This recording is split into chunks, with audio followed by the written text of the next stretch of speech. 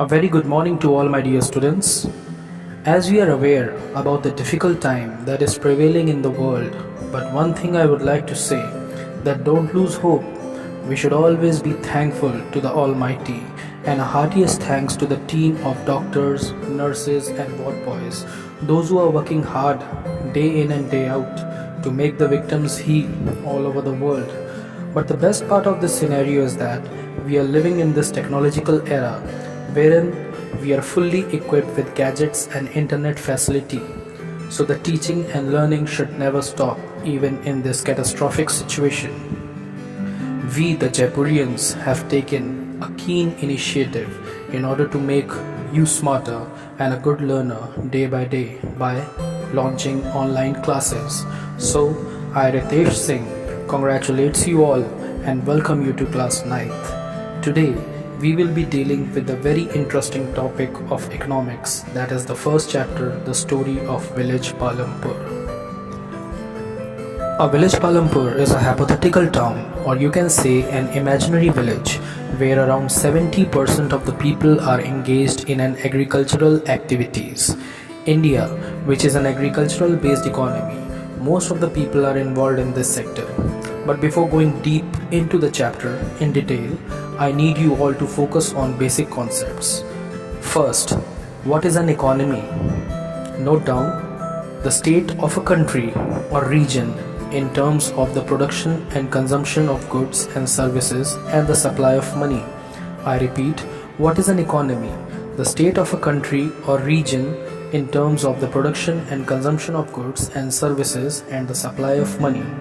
Note down, to provide goods and services to the consumers, we need to focus on the factors of production. I repeat, to provide goods and services to the consumers, we need to focus on the factors of production. Now the second question arises here. What do you understand by factors of production?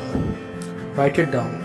Those factors which are combined together in order to make finished goods so that the consumers can ultimately consume it. I repeat my question. What are the factors of production? The answer is those factors which are combined together in order to make finished goods so that the consumer can ultimately consume it. There are 4 factors of production through which we can manufacture the goods and sell it to the consumers. Please note it down. First one is land. To produce a pen or an aircraft, a person needs a piece of land where he can set up a factory in order to produce the desired commodities. Without land, manufacturing is impossible. Second factor is labor. What do you understand by the term labor? It means the mental or a physical work done by the laborers. Those people who are equipped in the factories are known as physical laborers, for example, who get daily wage. And a persons who supervise and coordinates the physical laborers sitting in an office or a cubicle are known as mental laborers, as they are more educated, experienced and knowledgeable than them. They are more engrossed with the mental work. For example, cleaners in an organization is a physical laborer.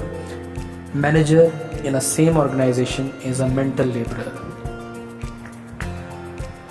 Third factor is capital.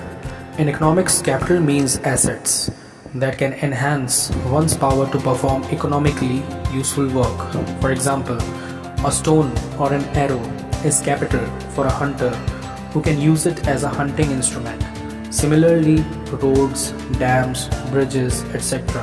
are capital for the inhabitants of a city. Capital can again be segregated into 2 parts. The first one is fixed capital and the second one is working capital. Fixed capital is that capital which the company owns and uses for a very long period of time. For example, land, building, machines, furniture.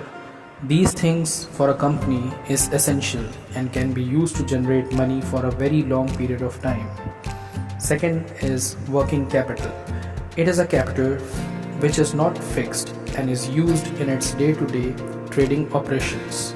For example, raw materials, which are converted into fixed products by the machines and the laborers and ultimately sold to the consumers. Cash, which is needed to purchase the daily items for the business.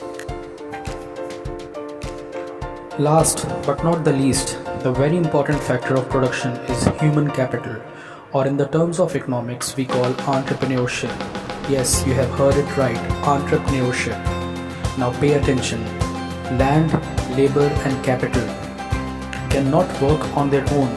They are actually useless until and unless they are controlled, managed, and supervised by a person. So the person controlling the above three factors plays a very significant role in the production process. That person is known as entrepreneur, or in common terms, a businessman. For example, land is useless until the farmers grow crop on it with the help of an agricultural equipment. Machines are useless until it is operated by a human. Likewise, capital is a waste until it is managed by a human. So the human capital is considered a very essential factor without which the things cannot be worked in an effective way and the conclusion will be zero. A very simple example, just consider your school. It is built on a land. The very first factor, it has both mental laborers. The second factor, like teachers, managers and principal, and physical laborers like peon and the other workers. And school has capital also. Yes, the third factor, like chairs, desks, projectors, laptops, etc. But all these factors work together when an authority, means a manager or a principal, instructs or coordinate. Then only functioning of the school goes smooth. I hope you all have understood the concept of economy and the factors of production. I'll be uploading a worksheet on the basis of the discussed topics. I hope you enjoyed. Stay safe and stay healthy. Thank you so much.